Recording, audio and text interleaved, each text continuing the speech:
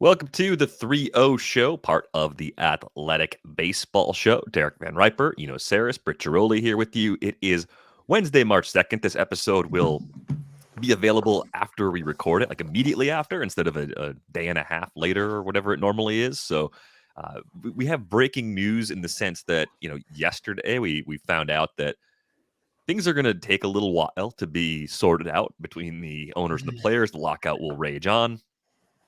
And it's frustrating to me because there was a point in the morning when we all woke up where we thought maybe there'll be a deal done. Maybe we would get to the end of this week and the players would be on their way to spring training and people would be happier than they were. No, it was not to be. The outline for this show 24 hours ago literally said, "Do we have a deal?" Question mark. The answer is a resounding no, and we weren't even close. And the final and best offer was neither the final nor the best offer from the owners. There will be more to come later on. So we're not going to dwell too much on that, but I will readily admit that because I wanted to believe things were close, I went against my better sense and chose to believe things were close, which is me being a little bit of a child, if I'm being honest. Yeah, I mean, I've been the optimist here, so I fell for it hook, line, and sinker. Looking back, I do think that there were some things that pointed towards movement. So first of all, they had tons and tons of meetings that last day. They went late into the night. It seemed like there was a lot of activity. And then second of all, there are some aspects of the deal as it currently stands, the one coming from the ownership, that are good for players. I'm not going to say that that is a totally terrible deal. Like the minimum salary is going to go up. There is a bonus pool that never existed before. Those two things are good, but the CBT not going up, like just going up with inflation and not going up with the way revenues are going, that's just like a non-starter. Like it doesn't make any sense. And people say it's only relevant to like the Dodgers or whatever. That makes me angry when people say that. I think it's totally off base. Some people use the number of people who go over the CBT as an example that it doesn't matter. That's an example to me that it's a cap. If people don't go over it, it's a cap. So it's actually relevant to about 10 teams. If it's relevant to 10 teams, then and they would spend $10 to $20 million each. That's more if there wasn't any cap. It's a big deal. It's a big freaking deal. And so, I think the CBT was the deal breaker in the end. It didn't move. It's not, even in the deal from the ownership, it's not supposed to move at all for 3 years. That's awful. That doesn't make any sense. That's a pay cut. That's the cap going down because inflation exists. So, the CBT was what I think would sunk it in the end, and it's too bad. Yeah, I probably have been the pessimist the whole time, right? I spoke to too many players yesterday who never thought it was close, who were like kind of cautioned that, yeah, they were talking. Yeah, the league was finally engaged after months of really not being engaged and really being interested in talking. But there were so many points that they're still far away from. You mentioned the CBT, and that's certainly a big one, but the minimum salary still isn't where they want it. That bonus pool for those players still so far apart, isn't where they want it. And the players have dropped a lot of demands. And you mentioned the CBT, and I'm glad you did, because this morning I was on the radio and they were asking, like, well, don't the players want competitive balance? Isn't the CBT helping competitive balance? The CBT does not help competitive balance. There's been studies shown about the competitive balance in baseball versus other sports. The CBT, using the CBT has not made a level playing field. And a lot of these small market owners are against raising the CBT because they want to cry poor. And so I think, you have that cap and you don't have a floor. And we kind of sit here today wondering when something is going to give at some point in time, because it just doesn't look very good. Britt, I've wondered about this. Do you think the owners are actually as unified as they appear to be on the outside? Because the smaller market teams versus the big market teams certainly have different needs, different demands, different hopes, different wishes. Is there a fracturing happening amongst the 30 owners that could be problematic for them at some point? I don't think they've ever been unified. I think the issue is we don't get to see them. I would love for somebody put this on Twitter, every owner to hold a press conference after yesterday, right? About what they believe, because I think it's very different.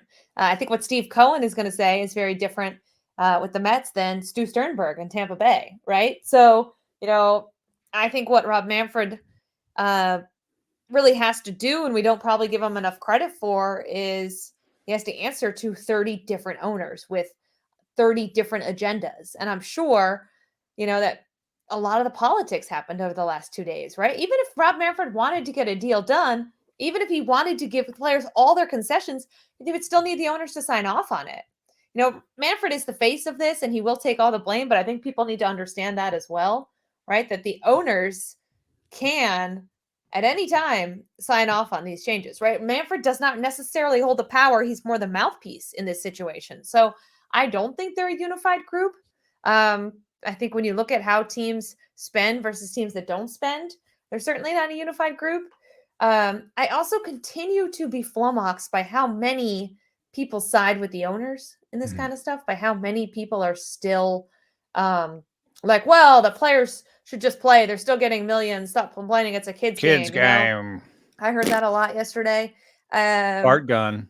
And the people who actually look at the proposals and look at what the league has offered and has not offered, if you do the research for yourself, and I encourage you to, you will have a really hard time making a case for the owners whose profits have gone up, who have let players' salaries go backwards in the minimum. They haven't even caught up with inflation, and who are now in a position where they can buy a team, own a team like the Orioles, continue to tank and continue to profit because of revenue sharing, because of big market clubs. So it's a national legal TV deals, national correct. sponsorship deals. It's a legal monopoly they have. They have an antitrust that nobody else has. I encourage people to read up on it before you just get upset and say, well, it's everyone's fault here. I want baseball. That's just to me a knee-jerk reaction. Do you want the game to be better? Do you want more teams to compete? Do you want to hear the Minnesota Twins cry poor every year? Or do you want some real changes? And that's what the players are fighting for. And it might suck to miss games. It certainly sucks right now, but it's literally the only way for things to get better. One thing I would push back on, I don't know. You did say that Manfred's job is difficult, and I agree with that, but I think he's doing a poor job of it, honestly. People say that why blame Manfred? He's just a mouthpiece for the ownership, but the ownership is diverse. It's a big group, and I think he could be better at building consensus. I think that's what's lacking on his side. The what I see in this with the CBT not moving at all is that he's being beholden to 10 small markets or whatever, that because obviously Steve Cohen is like, nah, man, let's push that CBT high. Obviously the Steinbrenner family would rather that CBT go higher. The Dodgers, there are, you don't think so? They don't want to spend it. Steinbrenner family? Yeah. There's been a lot of news over the last year or two about how much the Yankees are afraid to go over the luxury tax and how right. So they'd rather have it higher. George Steinbrenner, yes. The Suns, I think it's a different ballgame. Well, I would say that there are people that would rather have the CBT higher because they'd rather not pay the penalties and they'd rather buy a better team. And buy the players they need to have a better team. But in any case, the Padres, I think, are an excellent example of how he could have used the Padres as an example to kind of build some consensus for the CBT going higher. So he could say to some mid-market teams, you don't think that the CBT is a big deal right now, but look at the Padres. Look at how you could grow a team. You could,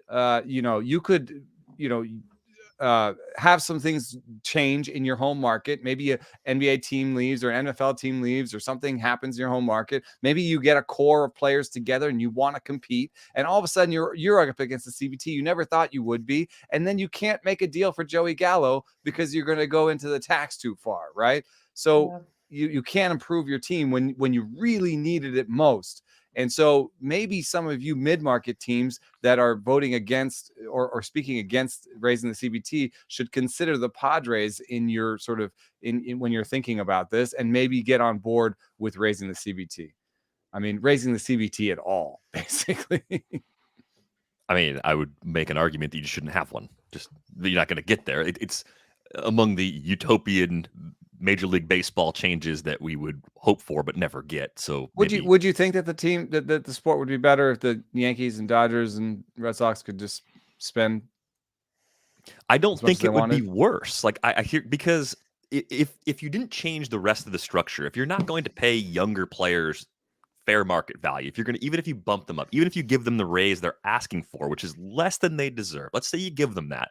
Let's say you make this minimum salary $750K. Okay, Juan Soto in his first year was worth like 30 million. Like Mhm. that still happened. Like you win because you have guys like that. You have a group of young players. The super team does not work nearly as well in baseball. And I know people are going to go Mhm. back and say, well, look at the Yankees throughout the 90s. They were dominant and they were spending the most on payroll. Look at the Dodgers more recently. They have won World Series. They've won. They And spend they've more than gone over anybody, the and they top. have Yeah. won. And they got it in the shortened, cheapy season. Britt said it doesn't count. So the Dodgers could win another one for it to even People count. are gonna get mad. I'm being a little facetious, but I don't think it actually ruins the game the way people fear that it would. I think it's one of those things that on the outside people are, no, we don't want that, we don't want that, and it kind of gives the league an excuse to operate with these constraints. It gives all the major leagues an excuse to have a salary cap. Why? Mm. Why? Like in other forms of business, why would there be a salary cap? I think you're right. You still win with young players. You kind of look at other sports, even the Lakers. You put it together an old team, you play old. It's really hard to win year over year over year in anything competitive when you're talking about 30 teams all having a shot to play. Mm. Yeah. Well, but other sports have salary caps. That's the issue. That's why you're never getting rid of it. Other But sports have salary caps. But baseball does. The competitive balance tax is a salary cap, right? It's just got a different name. Yeah. That's what Yeah. it is. There should So- be a floor. Has to be. Has to be. Call But- it by a different name, just like the CBT. Don't The call other it a you- floor. Just give it a different name. The other utopian thing I want, it's impossible. We'll never have this. I want there to be consequences for sucking at running a baseball team. If your team is bad, you should get relegated. You should lose money. You should feel it in your pocketbooks. The truth is, and the problem is, even if that happened, it wouldn't be the person who owned the team that felt it. It would be everyone employed by the team and connected to the team. It'd be the people that have businesses near the stadium whose little businesses would crater because interest in the team would go in the tank when the team sucks, right? The billionaire would be fine because he makes his money somewhere else. Like it's so hard to inflict any sort of pain on the people who run Major League Baseball. That's why it's such an uphill battle. Like this is the worst game of Monopoly you've ever seen, where you're losing, you know you're going to lose, you keep rolling the dice anyway and you keep playing, and the person who's beating you is not only beating you, but they're cheating. They're taking extra money from the bank, they're slipping extra community chest and chance cards along the way, because winning by a lot isn't enough. They have to win by more. At what point in a relationship, in a game like that, at what point are you better off flipping the board over than continuing to roll the dice? That's where I think we're at right now. I don't think the players are doing that, but I don't think they'd be wrong if they did. Yeah. Yeah. Well, All what right. did We said we weren't going to talk about this. Yeah. and What bring did the people outline say down. after Yeah. that? All right, fine. You guys want to be? Derek got going. That was a forced segue. You pulled the string. You I had to. did it. I had You to guys flip the did this. board. I Yeah. had to. All right. You know fine. what? I'm tired of talking about it. People are tired of hearing about it. We're all tired of it. Well, so why do we care? Like that. I guess that is a real question. This is the fun question, right? Like why do you root for a baseball team? Why do you watch games? Why do you listen to games? Why do you cover this? Why do we do this for work? Why do we do this podcast?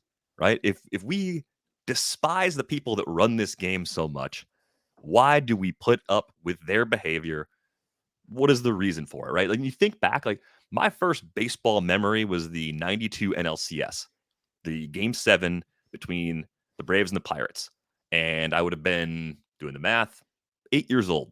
So that game was about to end. The Pirates were about to win. They were up 2-0 going into the bottom of the 9th inning. I was asleep. I liked Atlanta as a kid because when we were children, all children in the 80s and 90s, you could maybe watch about 4 teams depending on where you lived. I lived in West Michigan. You could watch the Tigers, you could watch the Cubs, you could watch the White Sox, and you could watch the Braves. Those were the 4 teams you could see all the time. Everybody else, they existed on SportsCenter And it was cool to watch that because you didn't have highlights on your phone back then. And that was awesome. Whole nother rant. I'll save that for another day. But my mom woke me up because I loved baseball. I played Little League Baseball. I had baseball cards. We played baseball games out in the street and in the fields nearby. Like as kids in the neighborhood, we loved baseball. My mom woke me up because I was asleep. It was a school night. And the Braves rallied and they came back and they won that game. And you remember, you probably can picture the play. Sid Bream with 5 knee surgeries, lumbering around the bases, barely beating the play at the plate, and scoring a game-winning run that sent Atlanta to the World Series, where they lost, unfortunately. Francisco Cabrera, I think, hit it. Francisco Cabrera hit it. And the funny thing is about a month or so ago, I was just driving home, shuffling through the channels on the radio, and of course, with no other content to play, MLB Network Radio was replaying the radio broadcast of that game. So I pulled the car over when I got to the garage and just sat here and just listened to the final 5 minutes of the game because I'd never heard the radio call. I'd seen the highlights multiple times since it happened and remember watching it live as a kid. And I just thought, like, well, this is why I love baseball. It's not even because it's Major League Baseball. It was the element of surprise. It was the hope, the little bit of hope you had that your team could somehow, against all odds, win in an unlikely spot, right? It's the reason you love any sport. It's not just baseball in particular, but that to me is like a defining moment for why I love baseball. Maybe the second biggest one for me is moving to Wisconsin a few years later, becoming a Brewers fan when they sucked. No one wanted to go to games. And then as a college kid, finally seeing them go to the postseason, like a decade later of rooting for bad teams, seeing that happen, like that, somehow rooting for a bad team that became good, it kind of fortified my love for the game. I don't know how that's even possible, but it all comes back to a game I used to play, a game that I've watched since I was a little kid, and maybe seeing myself in the players when I was younger, but then also finding a new way to enjoy the game as I grew up, where I was trying to say, what's going to happen next? Trying to predict it became the thing that kept me coming back. But how about you guys? I mean, Britt, like what was the moment for you when the light bulb went on? You're like, yeah, baseball, it's awesome. And what keeps you coming back? Yeah, I think it's a good question. So I'm from Connecticut, and so you're either a Yankees or a Red Sox fan, and my dad was a huge, huge, huge sports fan in general, but a huge Yankees fan. And I was born in the late 80s, so I vividly remember the 90s Yankees, which, I mean, how do you not root for those teams? I mean, it was a lot of fun. I remember being allowed to stay up late when it was a really important game or when it was a playoff game, and we'd all watch the games in my living room. And my dad, we actually growing up had a big screen, like a movie projector almost, in the living room to better watch sports games. And I just remember watching those games with my dad and my sisters, and you just get so excited. And I mean, I never played baseball. I played softball, but to me that was close enough, right? Like we got into football in our house, we got into hockey, but we never played any version of football. We did play street hockey, but we never played any organized version of either of those sports. Whereas softball in my house was a big deal. We played on travel teams. My sister played in college. So baseball became kind of that thing. We lived right by a field, so we could walk there a lot. I'd go over there with my grandfather and play catch. And, I think of all the sports, baseball is something that my sister and I could grab gloves and throw in the backyard and play. We used to throw the baseball off of our house, like off of the chimney, because it wouldn't really damage the siding too much, and field it off of that because you never knew what the hop was going to be, right? We would do that for hours. And that's how you fall in love with the game. We would practice pop-ups to each other for hours in the backyard. And I think that's how I fell in love with the game. Those are the memories I associate with it. My dad and grandfather aren't here anymore. So those are things that like I think about, when I see these guys from the Yankees. Like I can't think about Derek Jeter and Andy Pettit and some of these other guys without thinking about my dad. When I first got into baseball reporting and I was in New York around the Yankees in 2009 when they went to the World Series, you're like, this is why I do this. Like, this is the coolest thing ever. And I just think of all the sports to cover, baseball is the sport where you get the access, you get to know the people. And the more you get to know people and share their stories, the more you're creating that next group of fans, right? Every time I write a story about a player, a human interest story or a feature or whatever, I'm like, who's going to read this and be like, you know what? I'm going to root for this guy now. I'm going to pull for this guy now and develop that personal connection. I think that's what we're looking for in all these sports, right? Like, it's fine to just not care who wins, but the games that you remember, the sports you remember, the teams you get into are ones where you develop that personal connection. And that to me is what baseball has that other sports don't, is they've always had the access. They've always been able to give you that personal connection. Yeah, that's wild. That's I think we all have like a slightly different ways in, and that's kind of cool because it also colors I think our writing and our analysis and I think it speaks to who we are as people, because I share with Derek that kind of that moment, that Francisco Cabrera, that was an amazing moment for me.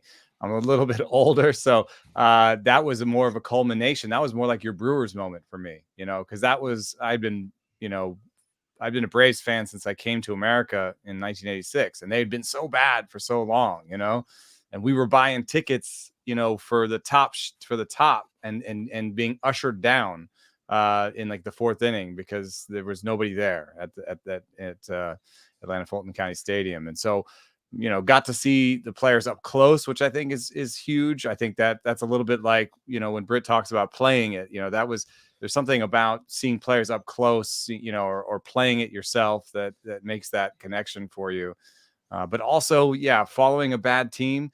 But there's this a little bit different aspect too. Like for me, I was a coin collector first. I have a fairly large coin collection. My mom was concerned that I wasn't finishing the books I was starting to read, and so she actually made me start writing little, like book reports, just little index cards about the books I was reading. So I had a huge library with like a little collection of little reports about each book.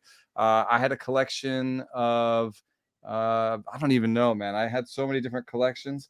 And baseball cards? Of course, yeah. And so did I. Yeah. So baseball cards became another collection. But the thing that was true for all these collections is deep diving.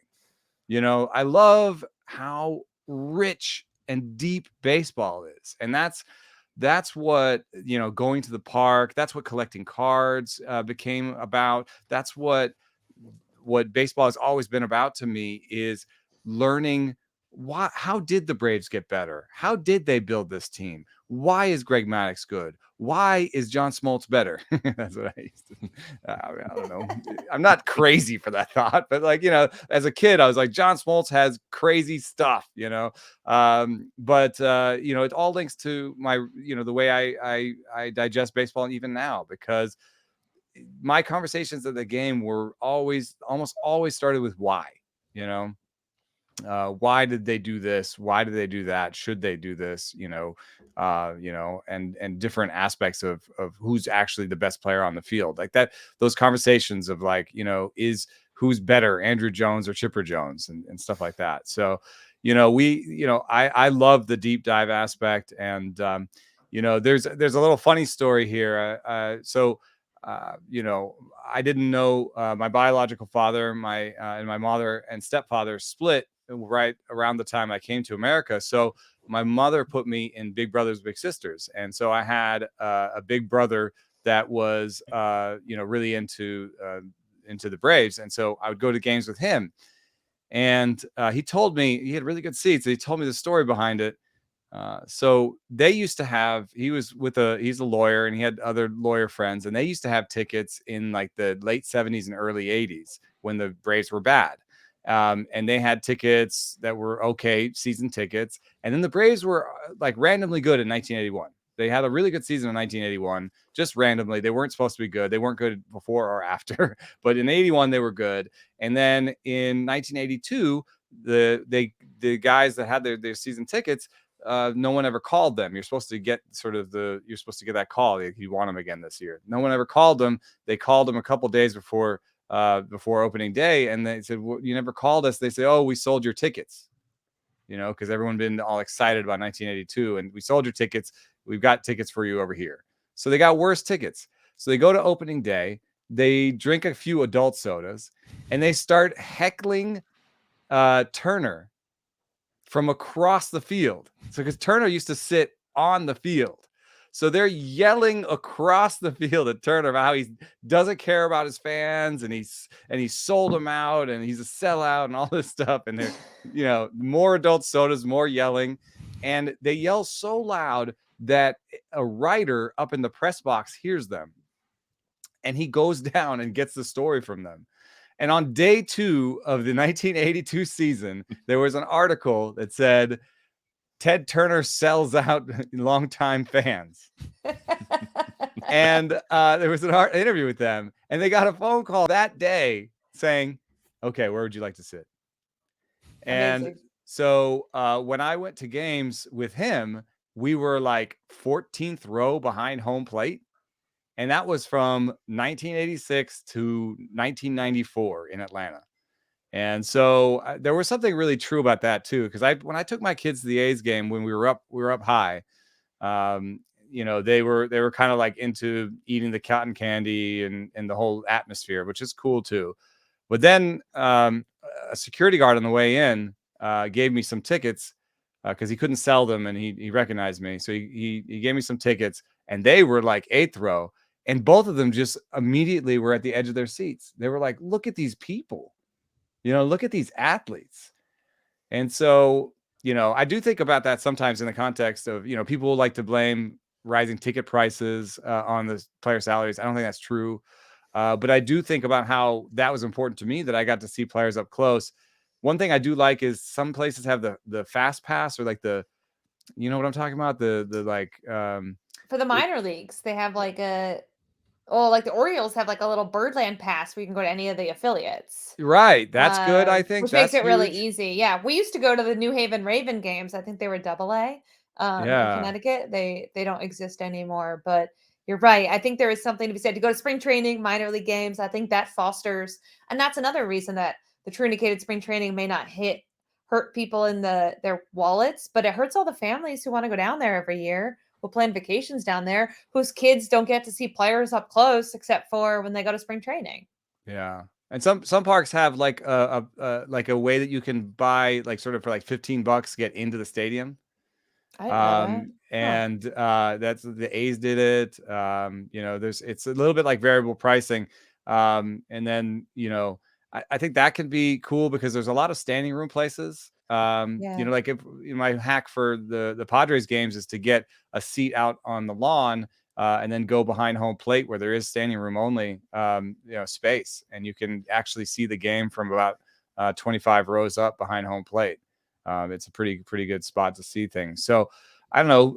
I think offering fans some places where they can see the players up close is actually super important for growing the game among young people.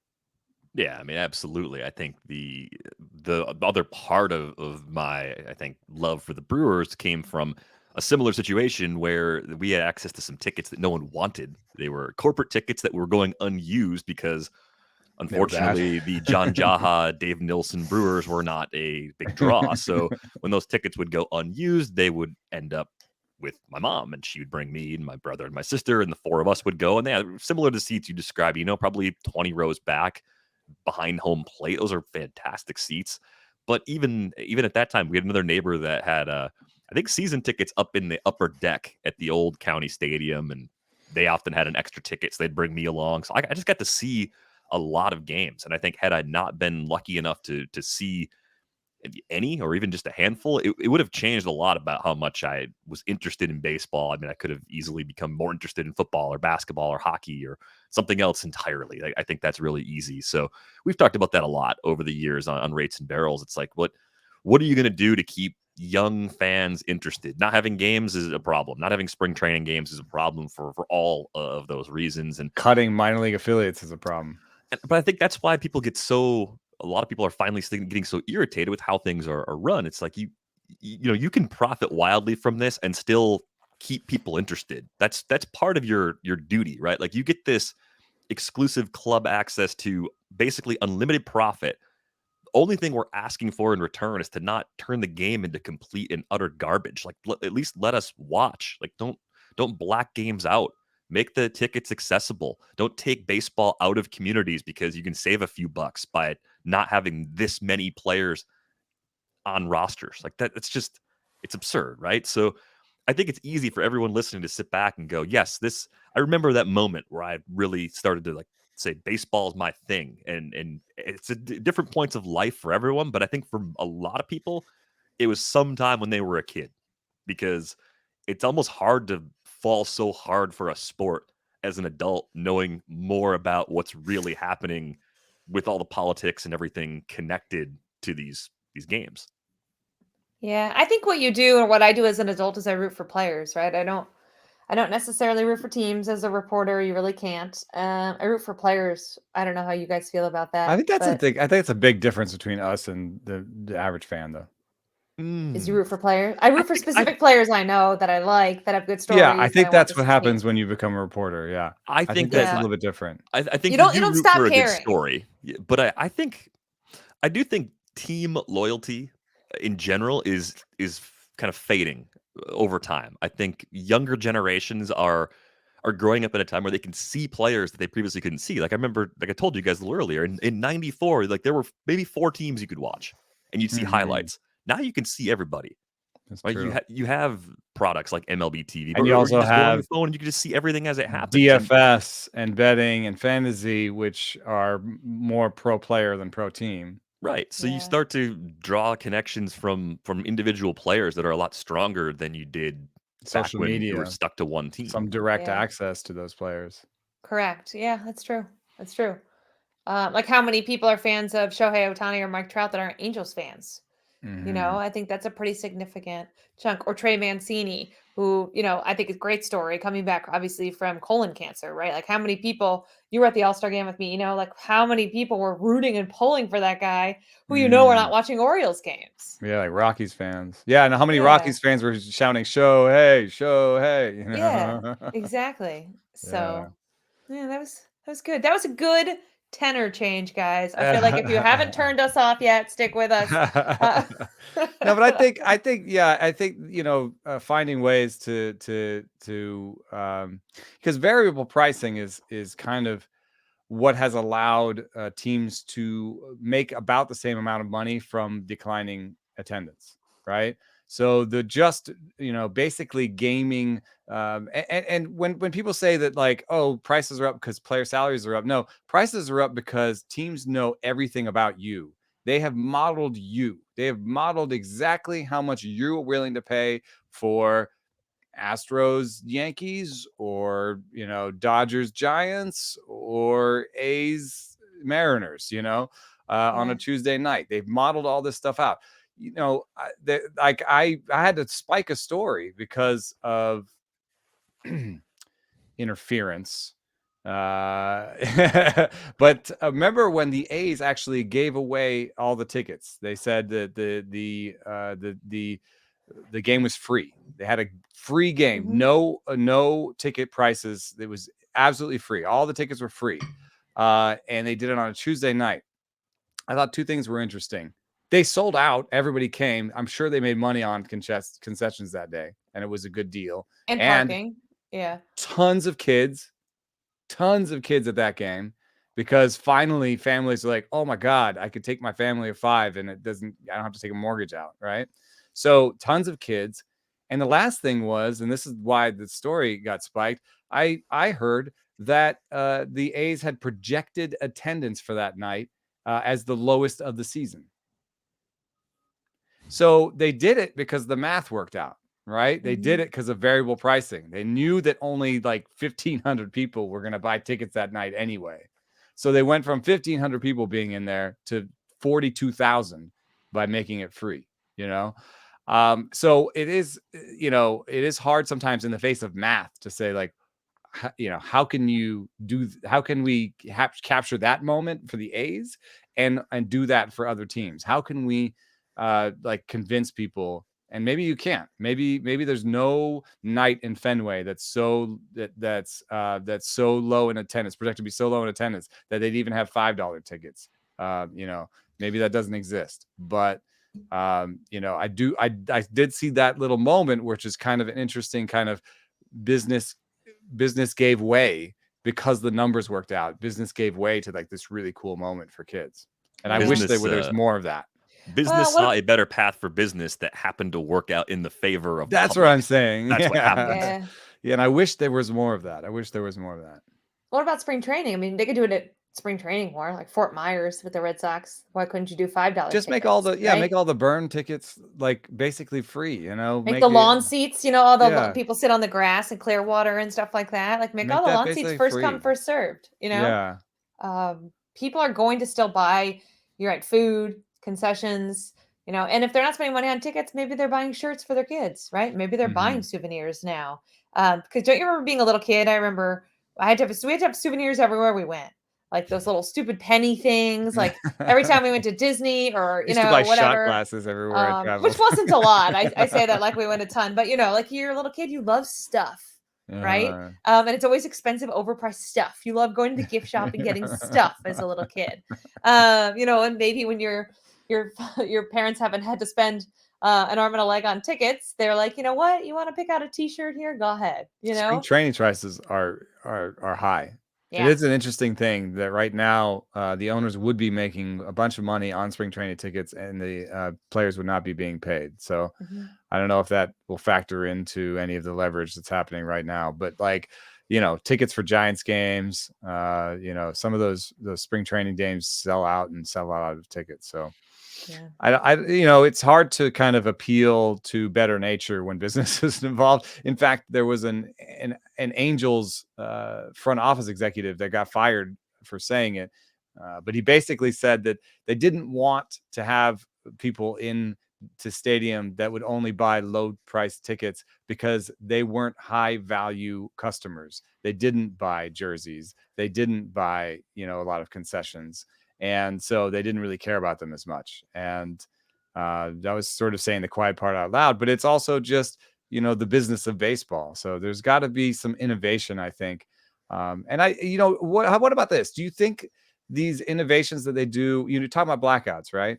Do you think these innovations that they're trying to do where like there's some news now, Apple TV and Peacock, and you've seen the YouTube games, I know how I feel about them. Yes, there's money involved, but they also are getting games for free to people, right? That may not otherwise see them. So there's a little bit of that, Derek getting to see the Braves in 1994 on TV, right? Where maybe you create some fans on YouTube because it's on YouTube. Do you think that's good business, bad business, irrelevant?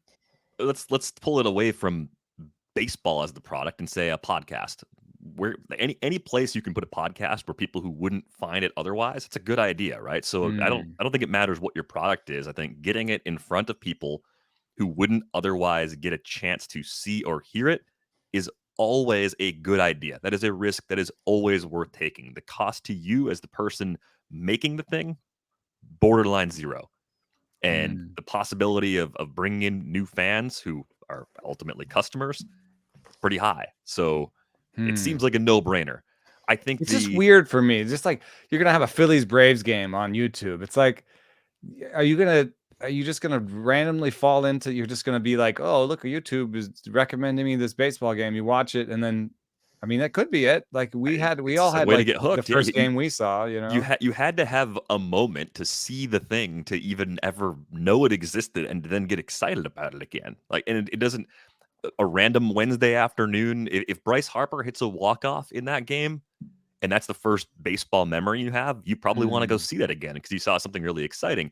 There is a point, if you make the product bad enough, you could put the product in front of as many people as you want. It doesn't matter then. We're not there. We're not there with baseball. But I think it's interesting because, like, if you're watching us on YouTube, I have baseball exists elsewhere on the screen. I find it interesting that you look at the way people draw fans to minor league games. They're not bringing you to a minor league game by telling you the baseball is great. They're bringing you to a minor league game because there is a country music concert afterwards. There is a fireworks show. We're screening The Sandlot, and you can bring a blanket and sit in the field. Yeah. We've got craft beer. We've got a paunch burger for you. We literally made the paunch burger from Parks and Rec, and we want you to come eat a paunch burger with us. And we're going to charge you like $13 for it, but you're just excited to eat a paunch burger because nobody else has that. And there's a few different things about that make sense. Well, yeah, you got to give people a reason to show up for a team that they don't have an attachment to, or a game that they might not even really like that much. Baseball does exist in these other places, right? Major League Baseball is not our only choice. Minor League Baseball, that's an option. Independent ball is increasingly more of an option. College baseball is on right now. So with the lockout, with the owners locking out the players, with Major League Baseball spring training not happening, spring training games not happening right now, are you going to get your fix watching Texas and Arkansas and LSU and Stanford and all these great college programs that are on and usually available through streaming, ESPN Plus? Like, there's actually a surprising number of college baseball games you can watch with a pretty small amount of effort, but it doesn't seem like there's nearly the interest in it that there is, relative to high levels of competition in a lot of other sports. The interest in college basketball is a lot higher. College football, obviously, a lot higher. Even college hockey. I feel like if you said, guess which one's more popular, college hockey or college baseball, I'd say they're probably pretty close, right? If you're in Minnesota, college hockey. I don't know, by the a bean million pot. miles. Like, The I know, bean pot. I Yeah, know college what the bean hockey. pot is. I know Yeah. what that is. I don't know a name for another matchup between baseball teams. I know that the College Yeah. World Series is in Omaha. That's Yeah. about it. That's I know. about I do know the that- end of that- my that knowledge of college Stanford's I baseball. think it's decent. our fault, though. I think that's our fault because there's no media coverage. There's media coverage of college football, of college basketball, even in these hotbeds. And again, I'm But from New England, so it's- college hockey is a big deal. Like, it still gets covered.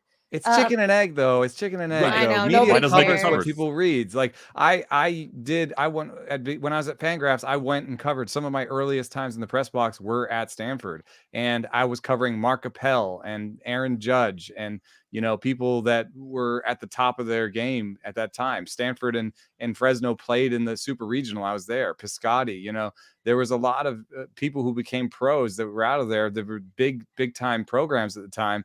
And whenever I wrote about it, I would get crickets. Nobody would read it and nobody cared. True. So, But then that goes back to my other point, though. Does nobody care because nobody has that personal connection? Right? Like, who are these players? Who are they? Or and is I it think because that they is a don't little see bit it? of a It's thing not- with it's not baseball. there. There's a lot of players and they wear a cap and it's a little bit more and it's homogenous racially. It's a little bit more just like, especially I think college baseball seems to me like pretty white. And then so it's just like it's just like this amorphous blob of people. I would also say this. There are minor league teams that have great experiences, so I am more likely to be excited myself about taking my children to see a game at the San Jose Giants, where I know they have good beer and good food, and they have some games for the kids to play outside. They have these little, almost like carnival games, and that they'll do funny things on the field. Yeah. They do really funny things like a chipping contest. They have the thing where everyone comes out and throws. They get like a bucket of balls, and whoever does more damage to the truck. They have a truck there, and you just whipping balls at the truck, and whoever does more damage to the truck wins something. So they have these like funny games that they play, and it's a more experience. When I go to Stanford, I'm gonna take the kids there. It's gonna be cheap. We're gonna find a place on the lawn. We'll watch for like 2 innings before my kids are like, "Dad, can we go home?" Yeah. Right, because You're right. they're You're not right. putting And I'm in gonna be like, "There's no beer here. The food is bad. All right, let's go." Yes, I'm you're right. planning on going to a game this weekend. They're home again this weekend. Stanford? Yes, they're home again this weekend. I'll go for the first time probably Saturday. So say Nice. hello if I'm Ah. actually there. Oh, I we could plan on imagine going maybe Friday night. we got labor. Oh, not like birth, but Yeah. fantasy baseball league. labor. yeah. So just to clarify. I was wondering what that Yeah, was. because everyone's like, labor, what's that? No, LABR. I think the thing I'm expecting to see is pretty much just baseball. I don't think college baseball operates in the same headspace as minor league baseball because they're not thinking about it from, hey, let's bring a circus to town and, there's a baseball game over your shoulder if you want to watch College that baseball, too. they want to win. Right. And I They think want to win these games. so 10 years ago, that I've lived in Madison, Wisconsin for a long time. We had a Northwoods League team. It's a Woodbat College Summer League. It's like the Cape Cod Yes. League. They have these all over the place. Max Scherzer played in one. I think he played in the Northwoods League, if I remember correctly. So Yes. if you think about that product, that is college players from multiple programs from other parts of the country flocking to some place, playing games on random summer nights. How do you get people to watch that? Well, you have unlimited food and drink. You have players dancing on the field. You have all sorts of things for children. You have bounce houses. It is literally just like a mini amusement park. It is happy hour plus amusement park plus dinner surrounding a baseball diamond. Mm-hmm. Half of the eyes, at least in the stadium, are not even actually looking at the field when pitches are being thrown, which is probably the best case. Like Northwoods League gets some protective netting, like someone's gonna get destroyed. Like it's No- important. It's important. Even when I was falling in love with baseball, I was among the players' wives and kids. I was looking at the kids. I was looking at Fred McGriff's kid. I was looking at Deion Sanders' girlfriend. Well, sorry. Strange sidebar. All of this is to say, so you see what they're doing there, and then this was a story that came up about a year ago. One of our listeners, Chandler, emailed me about it over the weekend. In Savannah, Georgia, they are working on something called Banana Ball. They have played Banana Ball games. Now, the Savannah Bananas are a new team in a league that it's just like the Northwoods League. It is a college woodbat summer league. It's the Coastal Plains League. It's a league that I'd never heard of until I read the story about it. And it's owned by a husband and wife duo that worked in independent ball and minor league ball together. They understand that it's entertainment that brings people in. It's not just baseball. But while they play these regular baseball games still for the summer league schedule, they sat down as a team and kind of said, how could we make baseball better? What are the things people don't like about baseball? What are the things that casual fans who come to our games, what don't they like about the pace of play and different things? So if you're watching us on YouTube, you can see the Banana Ball rules. Every single inning counts. What does that mean? It means each inning is a separate little game. So you get a point by winning an inning. You outscore the team, you get 1 point. If it's a tie, no one gets any points. There's a 2-hour time limit. First team to 5 points wins the game. So the game can end earlier than 2 hours. If you get to 2 hours and it's 3-2, you have a showdown tiebreaker, which we'll get to shortly. They got a few simple modifications. No stepping out of the box. No bunting, which I think we could put into all forms of baseball today, and I'd be happy with that. Batters can steal first. You throw a wild pitch, the batter can just go. So that's good. It's going to encourage command. No walks allowed. So what that really means, if you throw 4 balls to a hitter in Banana Ball, the batter can run until every defensive player other than the catcher and pitcher have touched the ball. So as soon as the 4th ball happens, you start throwing the ball around and the hitter is running. And by the time the last fielder touches the ball, it's live. So if the runner happens between, the outfielders count too. What? So if they're between second and third, wow, they could throw the runner out at third, or the runner could stop at second. They have a choice. And I think what that does, what that level of chaos does, it's going to keep pitchers in the zone, right? It's a goofy. Like, I'm not saying it also Banana Ball rules. Like, there's more defensive. Like, there's more people touching the ball. There's more ball being thrown around. I like the it. The action on a walk. Like the walk is one of the most boring plays in baseball. And you're like, yeah. I don't want to see a walk. I kind of want to see if someone can score on a walk. If you walk Billy Hamilton in Banana Ball, you might score twice if you let him score twice. I don't think that's allowed, but maybe they'll consider that as a modification. The one-on-one showdown tiebreaker. Holy cow. So this goes back to Rube Waddell, apparently. The as explained by Jesse Cole. There's a bunch of stories about this. Jesse and his wife are the two people that own this team. Rube Waddell was this guy that pitched like 100 years ago, and he'd get drunk before games. He'd walk through the stands and drink fans' beers. And I'm not encouraging that behavior. But apparently there was this incident where he was pitching and he waved the defense off the field and said, "I got this guy." And it was like this amazing level of showmanship that you just can't even imagine in baseball. So it was inspired by that. I don't remember the outcome of that particular play. So what it is, it's pitcher versus hitter. There's still a catcher behind the plate, and you get one fielder, and the one fielder has to be on the infield grass. But if the hitter puts the ball in play, only the 3 defenders, the pitcher, the catcher, or the guy on the infield grass can go get the ball and try to get the player out. And you have to score. He's running around. He's trying to score. Yeah. The only outcome is either he scores or it's an out. And they use that to break ties at the end of the game, or if they don't get the 5, which is incredible. No mound visits also. And then the wackiest rule maybe of all. And so like anything to the outfield is it's probably a win. It's trouble. But if you have a fast player out there with a good arm, he might get there and make a play and get the player out at home. Those are exciting. I want to see some banana ball. I definitely want to see Yeah. it. And if a fan, here's the other one, if a fan catches a foul ball, it's an out. So if your team is hitting, and if you have a Bartman situation, knock it down, right? You don't Yeah. want to catch it. So you slap the ball down. Oh my God. You know what's great about that too? I don't think people understand this about the modern game. One of the things that's really up right now are foul balls. It's like it's a little hidden thing within strikeouts and within stuff. Like foul balls are really up over higher than they've ever been. And foul balls are fairly boring too. Now this rule would make foul balls exciting. And we're all like trying to root for that guy to catch the ball anyway. People already knock each other over in a way that's somewhat concerning when it comes to foul balls. One, do you have to sign waivers to get into the banana ball field? Raising the stakes, it's dangerous potentially, but fun. If this lockout goes long enough, do you think the Athletic would pay for me to go out to the West Coast with you guys so we could play banana ball? Yeah, get a barnstorming game. Meet in Arizona. That's what they're content doing. I'm here for. To get some real life Major League Baseball players to play some banana ball.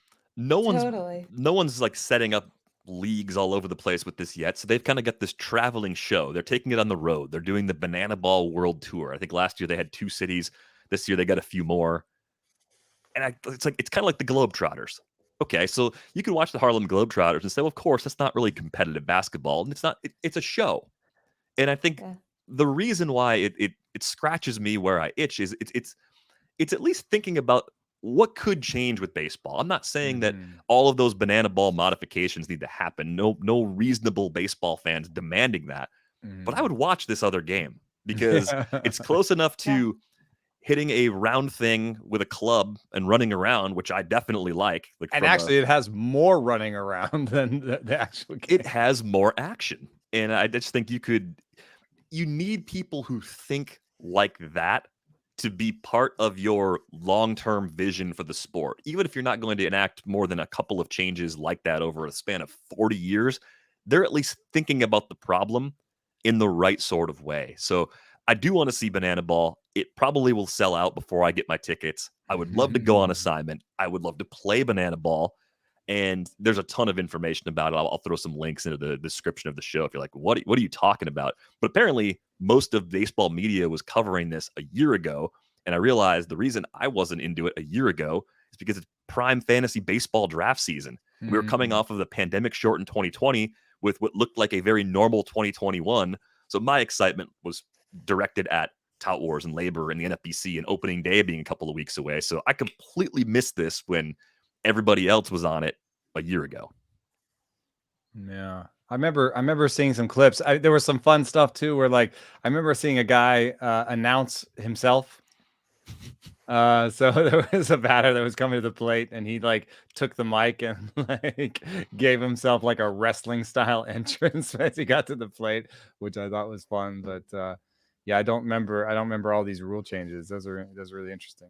Yeah. I mean, it's just why not? Why not try this? And I think it's another level on top of what you see in a lot of minor league games in terms of entertainment. Make the product itself a little bit different too. And I think you could find some really fun results along the way. But I don't know. Is your excitement level at mine, or am I just on an island over here with this? I mean, you seem kind of in. Britt wants to play. I think playing it would be a lot of fun. But I would like to play. Yeah, I think that would be awesome. I'm excited. I think it sounds fun.